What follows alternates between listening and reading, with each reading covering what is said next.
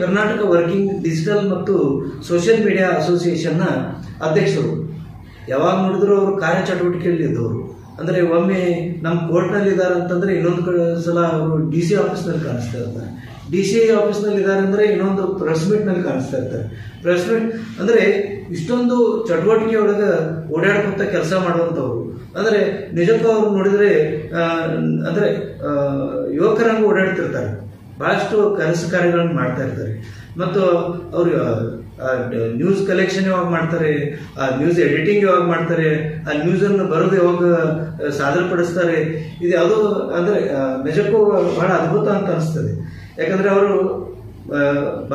4 ಭಾಷೆ ಪಂಡಿತರು, ಒಂದು ಹಿಂದಿ ಬಲ್ಲವರು, ಇಂಗ್ಲಿಷ್ ಬಲ್ಲವರು, ಕನ್ನಡ ಬಲ್ಲವರು, ಹಾಗೆ ಉರ್ದು, ಹಾಗೆ 4-5 ಭಾಷೆಯ ಪರಿಣಿತರು ಕೂಡ ಅವರು ದೆಹಲಿಯಲ್ಲಿಯೂ ಕೂಡ ಕಾರ್ಯಗಳನ್ನು ಮಾಡಿದ್ದಾರೆ. ಅವರು ಮಾರ್ಕೆಟಿಂಗ್ ಫೀಲ್ಡ್ನಲ್ಲಿ ಸಹಿತ ಅವರು ತಮ್ಮ ಛಾಪನ್ನು ಮೂಡಿಸಿದ್ದಾರೆ. ಅದೇ ರೀತಿಯಾಗಿ ಅವರು ದಿಲ್ಲಿ ಬಾರ್ಡರ್ನಲ್ಲಿ ಅಂದರೆ ಭಾರತದ ಒಂದು ಬಾರ್ಡರ್ನಲ್ಲಿಯೂ ಸಹಿತ ಕೆಲವೊಂದು ಪ್ರದೇಶದಲ್ಲಿ ಸ್ಥಳಗಳಲ್ಲಿ ಕೆಲಸ ಮಾಡಿದ್ದನ್ನು ನಾವು ಕಂಡಿದ್ದೇವೆ. ಅದಕ್ಕೆ ಅಂಥವರೊಬ್ಬರು ಕ್ರಿಯಾಶೀಲ ವ್ಯಕ್ತಿ ನಮ್ಮ ಕರ್ನಾಟಕ ವರ್ಕಿಂಗ್ ಡಿಜಿಟಲ್ ಹಾಗೂ ಸೋಷಿಯಲ್ ಮೀಡಿಯಾಕ್ಕೆ ಅಧ್ಯಕ್ಷರಾಗಿ ಆಯ್ಕೆಯಾಗಿರೋದು ಕೂಡ ಅಂದರೆ 3 ವರ್ಷಗಳ ಕಾಲ, ಅಂದರೆ ಒಂದೇ ವರ್ಷಕ್ಕೆ ಕೆಲಸ ಮಾಡಿದ್ದು ನಾವು ನೋಡಿವಿ ಎಷ್ಟೋ ಜನ. ಆದರೆ 3 ವರ್ಷಗಳ ಕಾಲ ತಮ್ಮ ಕೆಲಸವನ್ನು ಅದೇ ಸುಸ್ಥಿರವಾಗಿ ಮತ್ತು ಬಹಳ ಒಳ್ಳೆಯ ರೀತಿಯೊಳಗೆ ಕೆಲಸವನ್ನು ಮಾಡ್ತಾ ಇದ್ದಾರೆ.